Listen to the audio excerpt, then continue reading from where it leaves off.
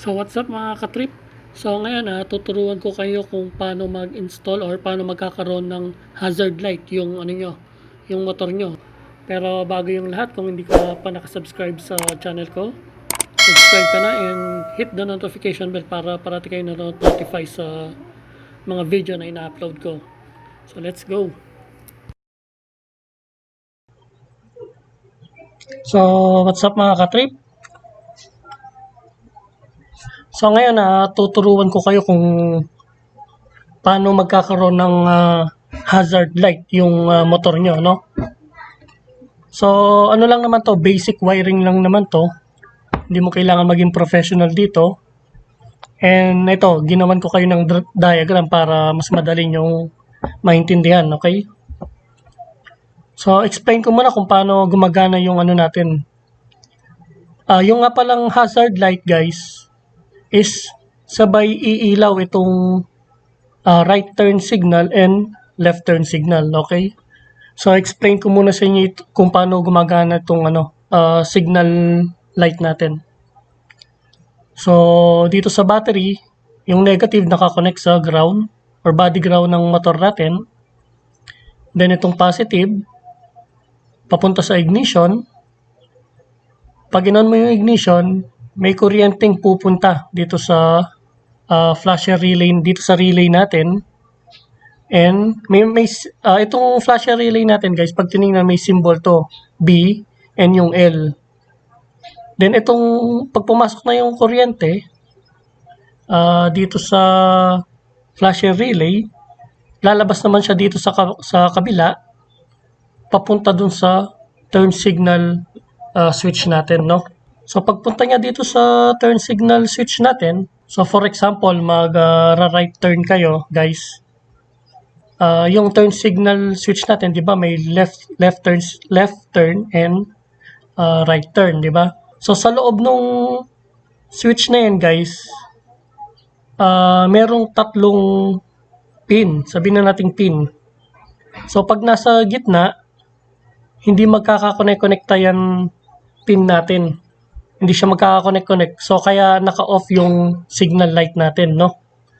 Pero kapag tinurn signal right mo, for example, itong common or itong may power, pupunta siya dito sa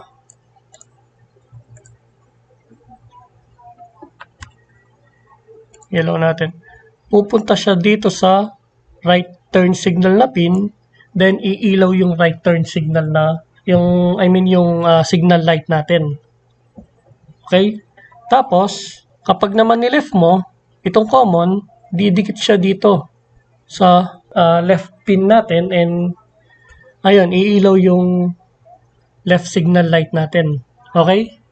So ganun gumagana yung signal light natin. And ito nga palang flasher na to, guys, ito yung reason kung bakit nagpapatay sindi yung ilaw natin. Yung ilaw ng right turn signal at saka yung left turn signal natin. Kaya hindi nyo ba napapansin pag bumili kayo ng bombilya na pundi halimbawa, pag tinesting nila, kumukuha lang sila ng battery at saka wire, then pag didikitin nila para makita nyo lang na working yung ilaw. Pero kung mapapansin nyo, hindi siya nagpapatay sindi. So kaya nagpapatay sindi siya, guys, dahil dito sa flasher relay natin, no? So clear na tayo dyan. Ngayon, guys, paano natin mapapagsabay na umilaw itong right turn signal at saka itong left turn signal natin? So kapag napagsabay natin na umiilaw yan, yun din na yung tinatawag na hazard light, no? So basically, guys, para mapailaw natin itong left turn signal at saka right turn signal, kailangan itong common is madidikit natin dito sa right turn signal and pati itong isa dito sa left turn signal para umilaw silang apat, no? So paano natin gagawin yan, which is hindi pwedeng gawin dito sa turn signal switch natin. So doon na pumapasok yung guys, yung hazard switch. So ito yung hazard switch natin, mga katrip. Mura ko lang nabili to. So ito yung pinaka sekreto mga katrip, kaya napapailaw nila yung left and right na signal light. Pinagdidikit-dikit nitong push button switch na to. So ito yung gagamitin natin mamaya. Pag nag-actual tayo, papakita ko sa inyo. So itong hazard switch nga, mayroon siyang tatlong wire. And ito yung symbol niya. Merong triangle. So pag pinindot natin dito, pag pinindot natin yung button niya mga katrip, itong tatlong wire na to magdidikit-dikit. So testerin natin para mapakita ko sa inyo. So naka-off siya, i-on ko. So testerin muna natin tong kulay blue at saka white. Makita nyo gagalaw yung pin dun sa tester. So ayan, ibig sabihin may contact siya. Tapos ito namang white, lipat natin. At itong red. So ayan. So magkakadikit silang tatlo niyan guys. Okay, so pag pinress ko ulit, ibig sabihin naka-off na siya. So meaning wala na silang contact. So kita nyo hindi gumagalaw yung ng tester. So ito yung gagamitin natin mamaya. So ito naman yung flasher relay natin mga katrip. Mumurahin lang na klase ito, nabili ko lang sa motor shop. So ang price nito nasa basta 110 yung binayaran ko, pati itong switch. So itong flasher relay na to mga katrip, ito yung reason kung bakit nagpapatay-sindi yung ilaw natin, yung signal light natin. So ito papakita ko sa inyo. So meron akong test light dito and battery. So itong clip dito natin sa negative. Then itong flasher relay, may makikita kayong letter dito mga katrip medyo malabo lang. Ito letter B, nakasulat dito letter B. Then ito letter L. Okay, then itong letter B na to, itong pin na to, ididikit natin siya dito sa positive ng battery. Okay, pero sandali, testingin ko muna tong battery Pag idinikit ko itong clip nandito sa negative, pag idinikit ko tong test light dito sa positive, kita nyo iilaw. Pero hindi nagfa-flash, umiilaw lang. Pag ginamit natin tong flasher relay, itong pin ng letter B, ididikit ko dito sa positive. Then, itong isang pin, ididikit ko dito sa test light. Makita nyo, ayan, nagpapatay-sindi na siya. Diba? Dahil yung power, dumaan dito sa relay, lalabas dito sa isang pin, then ayun, nagpa-flashing na siya. So, ito yung reason guys kung bakit nagpapatay-sindi yung sa may signal light natin, okay? So, ayun mga katrip, nag-drawing na ako ng hazard switch. So, yung hazard switch again, di ba, may tatlong kulay. So, yung kulay na nandun is blue, red, and white yata, no? So, yung white, ginawa ko na lang yellow. And, i-disregard nyo na lang yung kulay ng wire. Kasi kahit na anong kulay niyan, okay pa rin naman. So, basically, guys, ganito yung gagawin natin, no? Black na lang yung gagamitin ko pang guhit. So, itong hazard switch, guys, itatap natin dito sa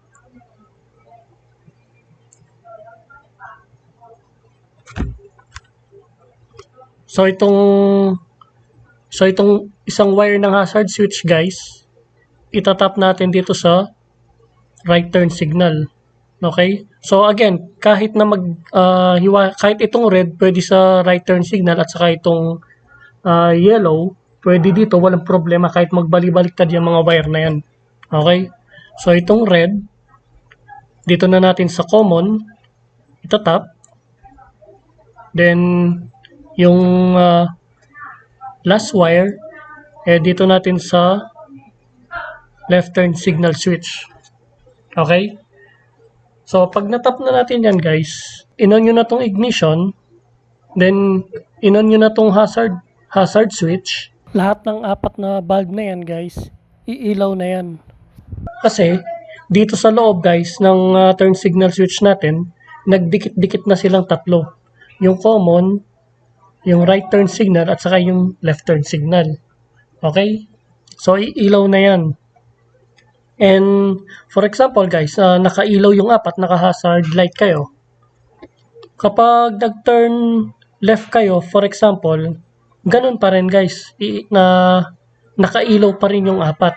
And halimbawa, naiwan nyo sa turn left signal light yung switch dito, kapag enough nyo yung hazard switch, dun pa lang iilaw na mag-isa yung left turn signal. Kasi, natanggal na yung connection dito sa loob. Hindi na sila nagdidikit-dikit. So, ayun. Sana maintindihan nyo. And, ayun. Then, ayun. Proceed na tayo sa actual natin, no? So, itong ano pala na to, guys. Itong diagram na to, hindi lang sa Sniper to, kundi sa lahat ng applicable sa lahat ng motor to. Okay? Lalo na sa mga walang built-in na hazard switch. Okay? So, ayun. Actual na tayo. So, ayan mga katrip. Natanggal ko na yung mga fairings dito sa may headlight. So ito na-reveal na yung signal light switch natin. So dito sa akin kulay red. Most probably kulay red din sa inyo. So dito sa socket na to mga katrip, meron kayong makikitang 5 wire. So ang tatlo sa baba, yun yung sa may signal light, yung 2 pin sa taas, yun yung sa busina. So hahanapin natin dito yung common guys. Yung common siya yung nagbibigay power doon sa switch natin, no? Pero most probably gitna yung common, ito, itong nasa gitna na pin. So pero itetest pa rin natin para mapakita ko sa inyo gamit tong test light. So itong clip, dito tayo sa body ground. Ayan.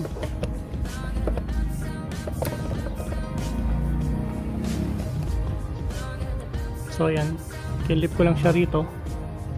Then o-open natin yung ignition switch. Ayan. Then test light natin tong gitnang pin. Dapat iilaw to guys itong test light. So ayan guys, umilaw. Nagulat ako dun .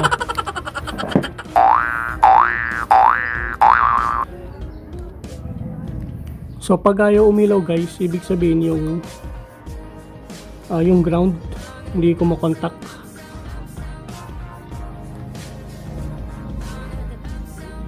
So ayan, kita yung umilaw. Okay. Okay. Then yung pin sa magkabilang side, yun yung left and right. Okay. So ito yung switch natin guys. Itatap ko lang muna para mapakita sa inyo. So dito ko siya sa 3 butas ipapasok. So kahit magbali-baliktad yan guys, walang problema. Tulad yan lang sabi ko, yung work nitong switch na to is pagdikit-dikitin silang 3 para umilaw yung signal light natin ng sabay-sabay. So dito sa isa to. So ayan. Then ibabalik natin tong isang side para ma-lock in place. So ayan guys, ganyan muna.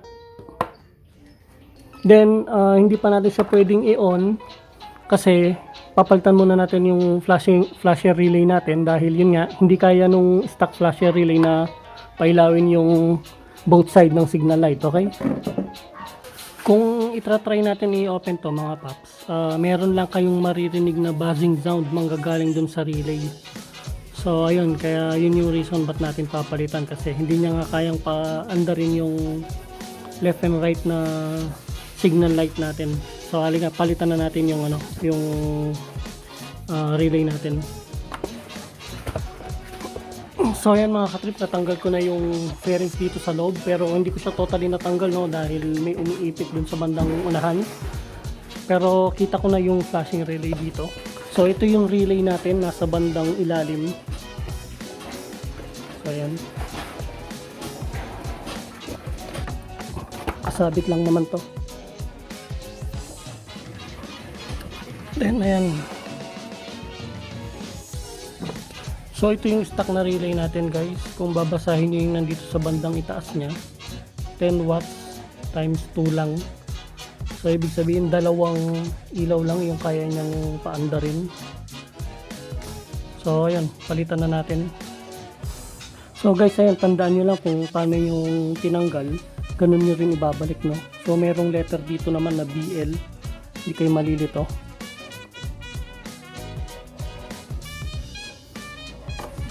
Yan, hindi nyo rin pala siya pwedeng pagbaliktarin. So safe naman ipasok to. So ayan, na-install na natin. Testingin na natin.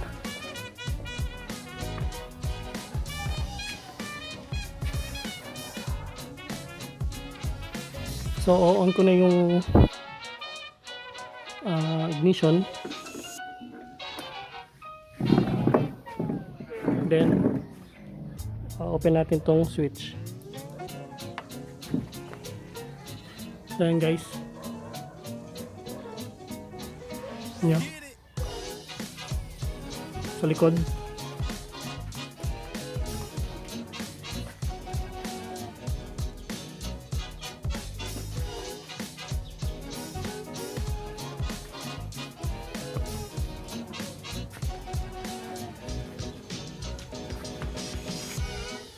So ayun guys, ganun lang yung pag-install ng ng hazard switch, no? Magkakaroon ng hazard light. So ayun. So bali dito, hanapan na lang natin ng pwesto itong switch. Bahala na kayo. Diskarte nyo na yun kung saan nyo ilalagay. Okay? So sa akin mga katrip, dito ko sa part na to ilalagay, dito sa ilalim, kasi wala siyang sagabal dito. Dito ko siya ilalagay. So yun, hanggang dito na lang yung video ko. Sana may natutunan kayo. Kung meron man kayong hindi naintindihan, comment lang kayo down below or message kayo sa Facebook page ko, Mototrip Motovlog, paki-like nyo na rin.